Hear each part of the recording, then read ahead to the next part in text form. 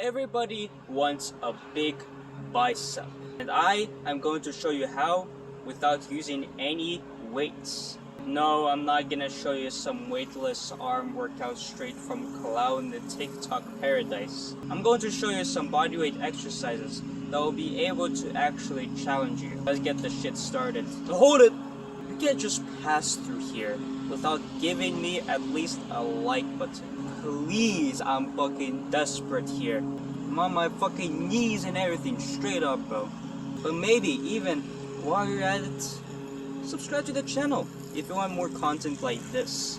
I plan on uploading content every Thursday, so stay tuned for that. Okay, now you're free now, so let's get the shit started now. For real this time. Now for the first exercise here is the ring bicep curl, which there are two variations that I will show you. One is one that anybody can do, and the second variation I'm going to show you is just a more advanced variation that not all beginners can do yet. But for now, I'm going to show you the first variation here, the one that anybody can really do, which is just the regular ring bicep curl. Always have the rings, well, for both variations, just at your hip level, at least, where your hip crease ends, and you can step back to make it easier, and you can step forward to make it harder.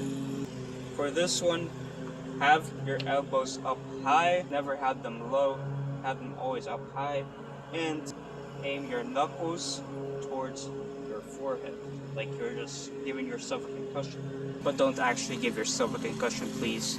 I don't want any complaints from this video. Squeeze at the top, and also just control the negative down, and also control your extension. Don't just let your elbows, like here, control the extension too, so that you can maximize the strength of your biceps and also maximize hypertrophy. Now for the second variation is with your arms back, which is going to be called the pelican curl. This one provides a much deeper stretch in the biceps, which just makes it more significantly harder. For this one, protract and depress your shoulders so that you can properly just activate all your muscles and all of that.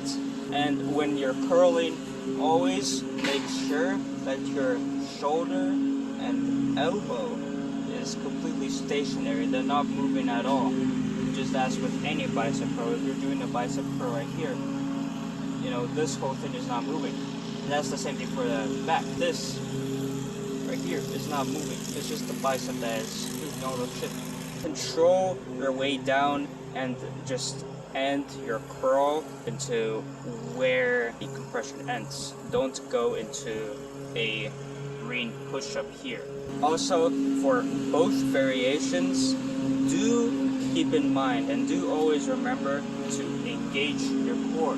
Don't let anything loose here. We're activating every muscle in our body, you know, especially our core. We want it tight and engaged so our whole body is straight. Now, for the second exercise, it is going to be the chin-up.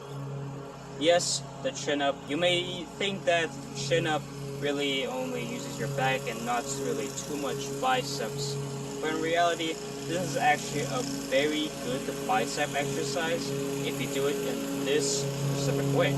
So do it in a hollow body, meaning having your pelvis and your whole entire body just hollow. You know, you're not arching anywhere, you're just like staying here. So your pelvis here is going into a posterior pelvic tilt, your core engaged, your legs are kind of in front of you, they're straight, their toes are pointed, you know, everything. And you're just doing a regular chin-up, but try to curl more with your biceps. So maybe not really, you know, retract your scapula as much. And also lock out at the top, hold it there, and just control your negative down as slow as possible. And just like with the bicep, control your extension as well. And don't forget to still depress your shoulders.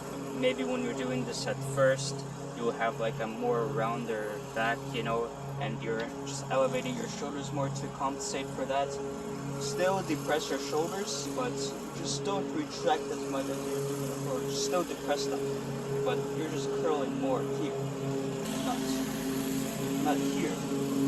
Now, for the last exercise in this video, it may surprise you, but here it is. There's a net fly, which when you look at it, it may look like a regular, you know, free chest fly, you know, you're here, and I'm doing this.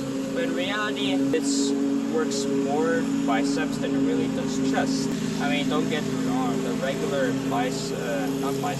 the regular chest fly, you know, it does do a lot on the chest, but for this one, your scapula right here is completely depressed and protracted. So you're not even moving your chest at all, you're just stay here.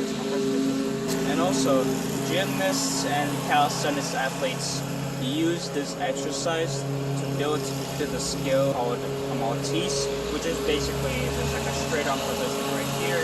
This is advantageous for the biceps, making it just like more stressful, like stimulating, and it's just kind of promotes growth really, you know, not just for strengthening, you know, the bicep, but also a little bit of hypertrophy there. So with this one, again, I said, you know, depress and protract the scapula.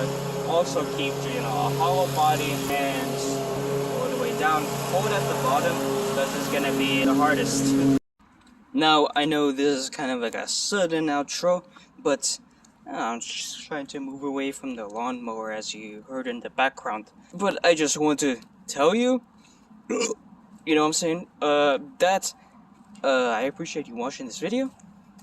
And yeah, thank you for watching. Comment, subscribe, like the video, doing all that and yeah, see you next Thursday probably.